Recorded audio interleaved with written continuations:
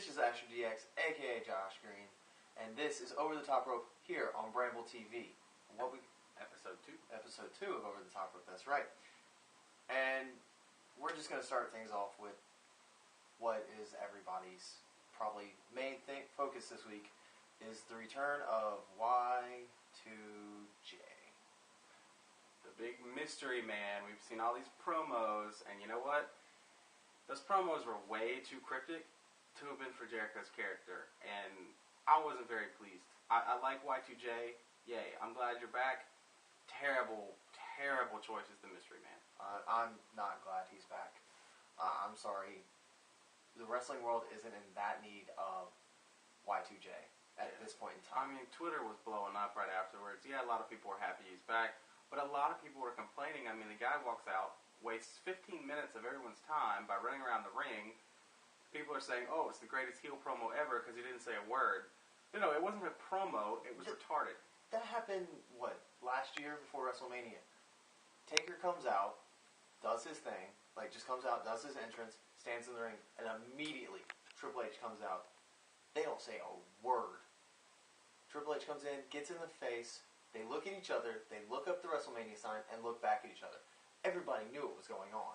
Yeah, nobody knew what was going on. Jericho's running around the ring like a 16-year-old girl I met. I mean, seriously? I could have made this return something a whole lot better, because with all that cryptic stuff, you could play it into Kane coming back and doing the whole embrace the hates thing against Cena with either Taker or somebody new, and having the Kane and Cena feud go from just Kane and Cena to something much, much bigger, much better, which really we didn't want to talk about the Kane and Cena feud, but until we saw Giant Flame shooting out of the ring. So, that was a great way to end Raw after Jericho kind of just buzzkilled me. You know, some people were complaining that it was a crappy ending to Raw. Personally, I mean, it's been years since we've seen the whole Hellfire and Brimstone, and we've never seen fire shoot out of the ring. At least I haven't. Not 30 feet high, at least. And the fact that moments later Ryder tweets out to his followers that Broski's almost got dragged to hell. I mean, I loved it. I thought it was funny. It was funny, and I enjoyed that. The only part about the main event I didn't enjoy was the fact that it had Raw and SmackDown, and this is something that's been going on for way too long. The Raw Super Shows. I personally hate them. When you did the brand split, you split it for a reason. There is no reason, with the exception of the 3-hour shows here and there, the draft show, or I'll even give you from the few weeks before WrestleMania to have everybody on. Yeah, it would make sense to have everybody on both shows really when you're leading up to Mania. But yeah, with the brand split, you've got guys that they were getting TV time, they were getting recognition because the brand was split in half. Now that Raw is a super show every week, they're not getting it. When was the last time you saw Drew McIntyre on TV until recently on SmackDown? So thanks to the Super Show, we're missing out on getting people TV time, getting their names out there, and it's just the same old stuff being rehashed over and over and over. Yeah, the Big Show, Mark Henry. Okay. Kind of over it. Yeah, I was over it after the second pay-per-view. I was kind of over it after they imploded the ring. I'm sorry, I'd seen that before.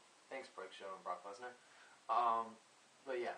I'm tired of the super shows, and I'm sure there are people out there that are going to say super shows are great and whatever. That's your personal opinion. This is mine, and I really just cannot deal with I'll continue to watch Raw because it's the best wrestling out there. Yeah. And I'll continue to watch SmackDown because it's the best wrestling show out there. I don't watch SmackDown. Well, I know you We talked about that last week, though. Yeah. You don't watch SmackDown. I watch SmackDown and Raw. They're both... I don't have to now. There's a Super Show. Yeah. Exactly. You're not sorry, it's still retarded. You're not getting people to watch SmackDown. You have it on Friday nights. With the main event being guys from Raw and SmackDown, and there was also a title match, a legitimate title match, on the same show, you would think that the title match would be the main event and not this 6-man elimination tag. Well, 3-on-2 handicap match because Kane didn't want to participate. Yeah. Well, I mean, I can kind of understand a little bit. I mean, they're trying to boost their ratings through kind of that mid part of Raw. That's why you got a CM Punk title match, which we'll get to the implications of that title match here in a moment. But, you know, they're trying to boost ratings of Raw, so I can understand, yeah, that might be why they're doing these super shows. But the fact remains, you've got two brands. Stick with it. It worked for quite a long time. Yeah, people hated it when you started it. Now it's the norm. We love, you know, we're used to it. Go back to it. But yeah, this title match, it was a good match for the most part. I don't think it was as good as the number one contender match last week. No.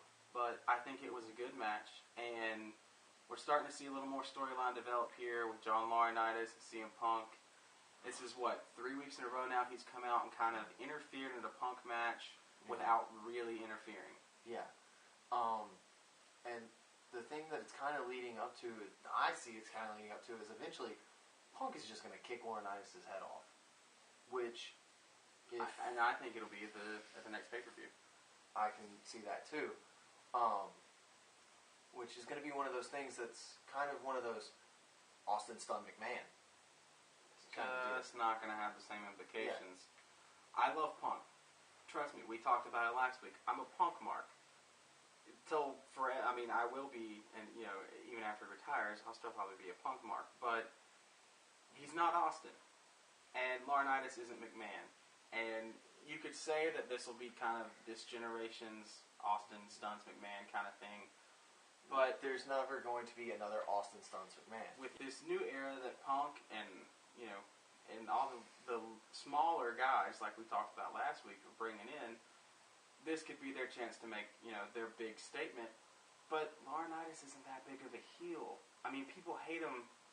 But it's not the heel hate. They just don't like him. All right, so here's our quick recap. The return, Y2J. Yeah, Snorefest. Don't really care about that.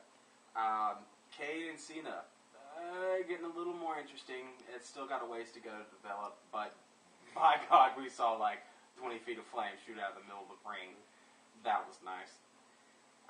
The Super Show. Personally, we're tired of it. It's fun. I mean, it was fun for like a week, and it's good for leading up to Mania, bigger pay-per-views, but you need to go back to just the straight brand split. So that's it for this week. Next week, we're going to have a special guest on the show with us talking about wrestling, and we're going to get a female's point of view. So sorry to the other guys. You can be guests next time. Maybe. We'll see. This has been Over the Top Rope. I'm Mike the Mouth. This is Asher DX. You know what? Hit that little subscribe button up here. Yeah, I got it right this week. Thanks, David. Thanks. I got it right this week. It's over here. I'm pretty freaking sure it's there. And you know what? The comments are always still right down there. And if you got a question, something you want us to talk about next week, leave a comment down below. And follow us on Twitter. This week we will put the links in. I'm sorry, I forgot. I'm a busy man. That's a lie. Follow us on Twitter. If you have questions, you can ask us there too. I can't believe I'm doing this. But yes, it's happening. But if you don't like what we're doing, go get your discount double check.